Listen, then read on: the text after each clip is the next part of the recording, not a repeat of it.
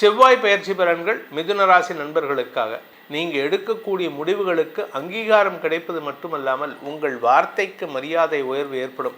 அதிகார வார்த்தைகளை கொண்டு உங்களுடைய கௌரவத்தை உயர்த்துவதற்கும் வாய்ப்புகள் ஏற்படுகின்ற காலகட்டமாக இந்த செவ்வாய் பயிற்சி இருக்குது.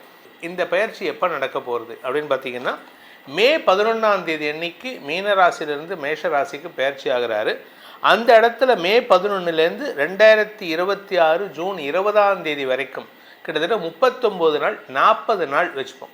40 days அவர் இருக்கிறது மேஷராசியில் தன்னுடைய சொந்த வீட்டில் இருக்க போகிறாரு. எந்த கிரகத்தினுடைய பார்வையும் இல்லாமல் இருப்பார். இது காலபுருஷ தத்துவத்துக்கு முதல் வீடு. அதனால் பல பெரிய மாற்றங்கள் ஏற்படுகின்ற அமைப்பை தருகின்ற இந்த பயிற்சியாக இருக்க போகிறது. இந்த செவ்வாய் பயிற்சியை பொறுத்த வரைக்கும் லாபஸ்தானாதிபதி லாபஸ்தானத்துக்கு வரதுனால உங்களுக்கு சற்று செலவுகள் அதிகரிக்கிறதுக்கான வாய்ப்பு இருக்குது. விரயஸ்தானத்துக்கு விரயஸ்தானம் வரதுனால செலவுகள் இருக்குமான்னு கேட்டால் இருக்கும்.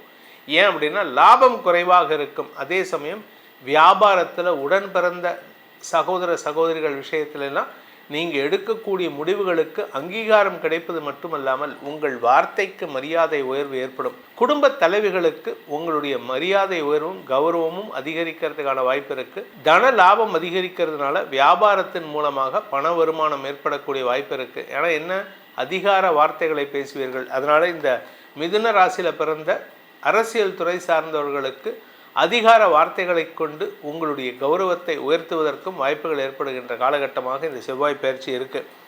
6ஆம் வீட்டு அதிபதி லாபஸ்தானத்துக்கு வருதுனால கடன் விஷயத்தில் இருந்த குழப்பங்கள் நிவர்த்தியாகும்.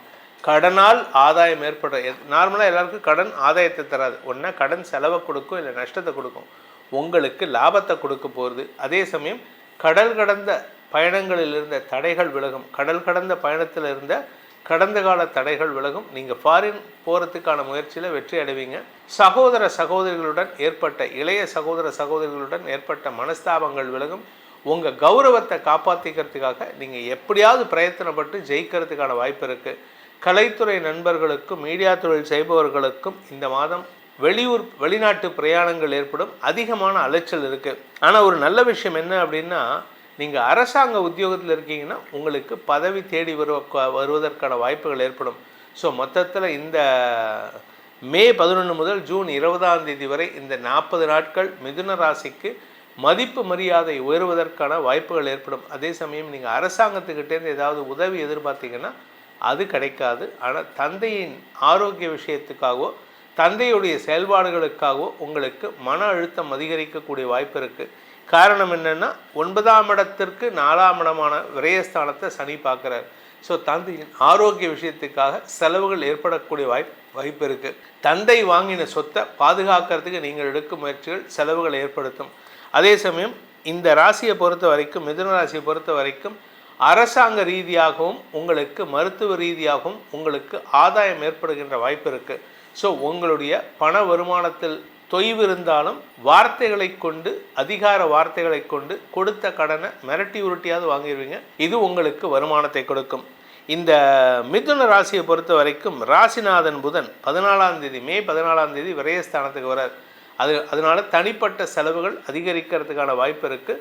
அதே சமயம் உங்கள் ஆரோக்கிய விஷயத்தில், தாயாரின் ஆரோக்கிய விஷயத்தில் மருத்துவ ரீதியான செலவுகளோ அல்லது வீடு மனை சார்ந்த விஷயங்களில் பட்டா சிட்டா அடங்கல் வாங்குவதற்கான முயற்சிகளில் செலவுகள் ஏற்படுறதுக்கோ வாய்ப்பு இருக்குது.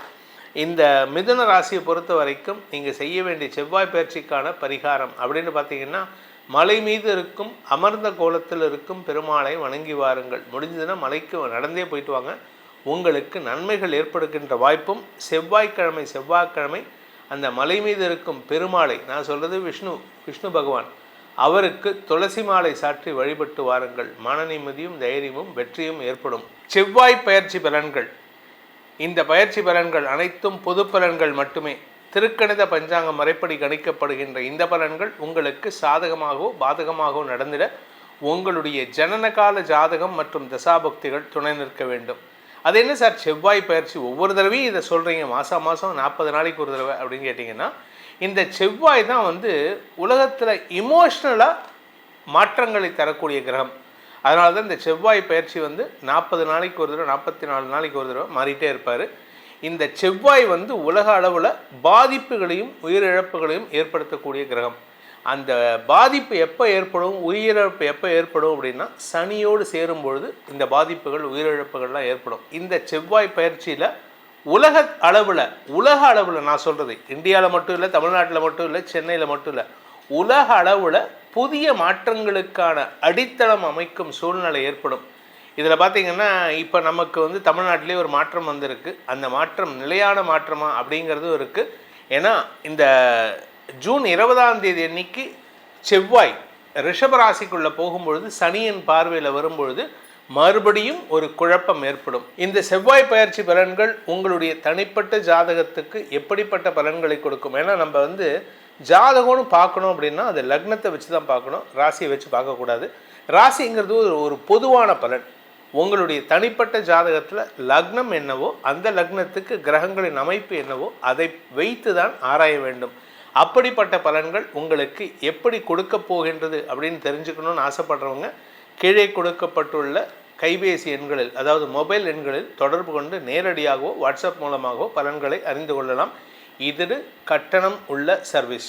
இதன் மூலமாக உங்களுடைய வாழ்க்கையில் பல நல்ல மாற்றங்கள் ஏற்பட வேண்டும் எனும் அடியேனின் பிரார்த்தனையை சமர்ப்பித்து உங்கள் அனைவருக்கும் நல்வாழ்த்துக்களை தெரிவித்துக்கொண்டு உங்களிடமிருந்து விடைபெறுவது உங்கள் வேத ஜோதிடர் பிரகாஷ் நரசிம்மனின் அன்பான வணக்கங்களுடன். நன்றி, வணக்கம்.